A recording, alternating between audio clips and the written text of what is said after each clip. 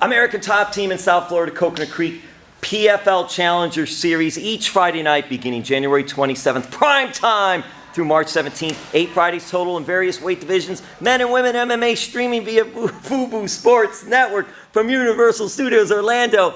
And Michelle Montague is part of the PFL Challenger Series. Hey. Getting ready for this American Top Team. You should do the announcing at the fights, mate. You got it going. Michelle, this opportunity, just what can you say about it and having this opportunity? Yeah, it's massive, you know. We had, Evelyn and I were blessed to have this opportunity last year. Mine was in more of a developmental clause, if you will, and she had to wait for some technical stuff to come through paperwork-wise. So for us to now have this opportunity again, you know, almost exactly a year later, at a probably a better weight group for us being, you know, younger, smaller girls for a lightweight. So us doing it at 145 and having another crack at it, to get that contract, it's massive, you know, and it's no one's taking it lightly either. What was it like last year? Which part? All of it. I mean, all of it. Yeah, just going into the whole thing and doing all that. It was an awesome opportunity and to see how it all runs, you know. It wasn't too dissimilar to like World's Finals at the IMAFs. So just that actually that's probably more extravagant because, you know, it is the World Champs Final. But this is a good little intro to the PFL season in that way where it does replicate it, but it's so toned down. You know, there's 8 of us in there, max of 100 people in the crowd, but the you know, the officials, the announcers, everything like that is the same, the equipment's the same, and it's a really good look at to what it's going to be. Now this Challenger Series, if you're able to do really well, get a contract, then it's a possibility to go into the regular season of PFL and that playoffs, championship, belt, $1 million prize, all of that. How do you just stay focused on like, hey, Challenger Series, that's it right now, I don't want to look to anything else? Yeah, I've always been reasonably good at focusing on just one job at a time, you know. It's not something that I fall victim to, you know, looking too far ahead, because I've had a few pretty bad injuries on my body, and I'm just realistic to the fact, like, hey, you got to make it through literally today, like out in the gym there, you got to make it through this week, get through the weight cut, like all these things you've got to achieve and accomplish, like small little boxes to tick before you actually even get on the Challenger Series mat. So yes, I'm aware that those opportunities that lay ahead of me, but is that something that I'm thinking about day in and out? Heck no. I'm thinking about the training that I'm doing that day, what I'm eating, what I'm drinking, like all that sort of stuff. So I think you really got to break down your days, and you can't look that far ahead on a daily basis. Just being aware of it is enough, you know? When you're making aware of it and all, and you're getting ready for this big opportunity, what is it like being an American Top Team and having all these coaches and all these fighters to spar with?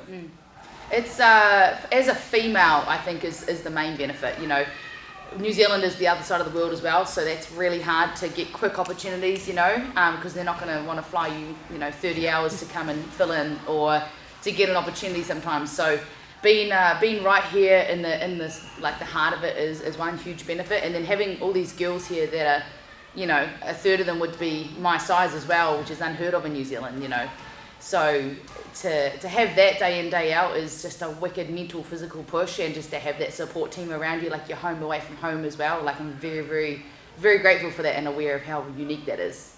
What is it like too, and I often don't ask too many fighters about this, but thinking about it, what is it like because there are so many fighters here from other countries. You're from New Zealand. Yeah. Just what is it like coming to South Florida and then just trying to get acclimated to the area, to all of this, to just everything outside of the fighting? I think the only thing like is even when you go out in public, you know, everybody kind of, not everybody I shouldn't say, but a lot of people act the way in public where they expect to never see you again. Like they're a bit rude in that there, whereas I'm from a very small town in New Zealand, Matamata, so you all know each other and you know their mums and dads and sisters and brothers, so you can't be a dick or it's going to be right, exactly. Everybody's known. It's so like, why didn't she say hi to me today? That's the main thing outside of fighting, but and obviously coming from, you know, a small kind of family style gym at its roots, you know, which has now grown in core MMA. But you know, I've been a foreigner before in places. You know, I've worked overseas before, I've lived overseas before. And you go to the IMAF tournament where, you know, 50 odd different countries all competing on one thing, staying in the same hotel for a week straight. So I'm very used to that, you know what I mean? And coming to a gym like this where you've got Brazil, Russia, Czech, like Ukraine, New Zealand, Scotland, you know, like it is kind of funny. You've got like people do kind of lump together in what they're used to, you know, from certain countries. And for me, it's like someone that's from like the Commonwealth, like Canada or the UK. I'm like, my friend. It's so interesting too. With being from New Zealand, are there many New Zealand fighters in MMA on a big level? Because you're on a big level now. Yeah, I'm pretty entry level, you know what I mean? There's people that are world champions. There's so many males, and then we've got a handful of females too. You know, you got Jenna Fabian, Nyreen Crowley, Janae's come back to New Zealand as well, and Baby Nansen and stuff. So there's a ton of wicked good fighters. Gina G, they all train up in Auckland at City Kickboxing there. So like they've got a good heart little group of girls there as well, and it's pretty awesome seeing what they do as well, because they all started ahead of me as well, you know what I mean? What is MMA like there then and MMA like there now? Do you find like it's better now? Back then we actually had, I feel like we had way more female fighters. We used to have this all-female fight card like once or twice a year. That's where I did my first 2 fights on, and there was like, you know, 30 females on that fight card. We had the OGs like Chrissy Oliver, and me and Nyreen were doing our first amateur fights, and looking back, we didn't know each other back then, and we'd do all these jiu-jitsu tournaments like week after week with each other. But now I feel like it's dwindled down quite a lot. Like you got the people that are in my generation that have stuck to it to like follow as a career, or even the ones that follow as a hobby, and then you got the ones that just stopped altogether. So I think there'll be another wave of that though, of girls that are maybe, you know, 5-10 years younger than us doing the same thing, and we'll get another like group of ones that continue on through. The holidays, were you here or did you get to go home to New Zealand? I was right here. I spent it just training in a reasonably empty gym. There's not many of us that had to train through. Yeah, so just pretty much stayed here, trained through it, and dealt with the cold and dead lizards. And there's plenty of those. Frozen lizards. I was like, what's going on?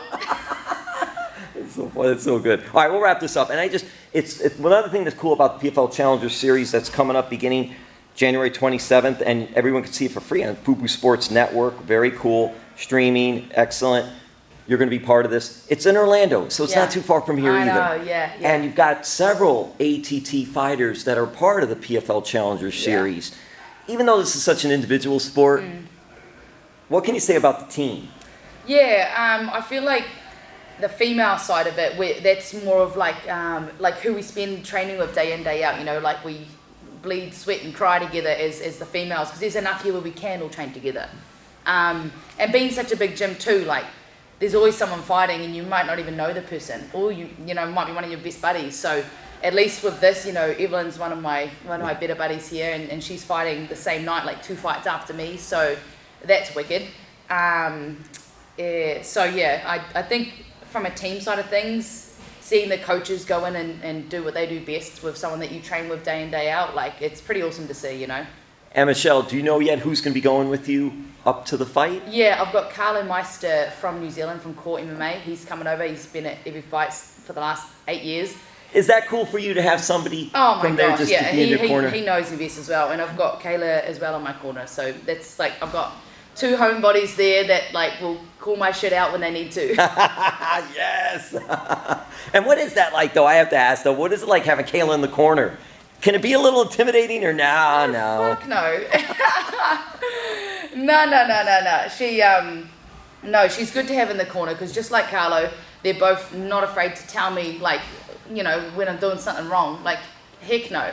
They'll just tell me, they'll warm me up right. They know what to maybe not say, you know, like on fight night and all that sort of stuff. So having them in there instills a great deal of confidence in me, because I know how good they are at what they do, and the way that they can communicate that to me as well through the cage is also something that I appreciate.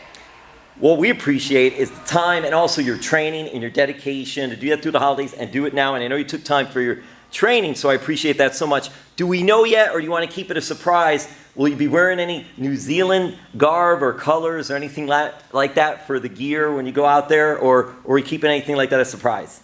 They just give us the kit that we have to wear. Okay. They run it. PFL runs a pretty tight ship in terms of music and gear and all that there. There will be a Kiwi flag obviously on my shorts though, so pretty proud to wear that, you know that. Michelle, thank you so much. Go get 'em! Thank you, buddy.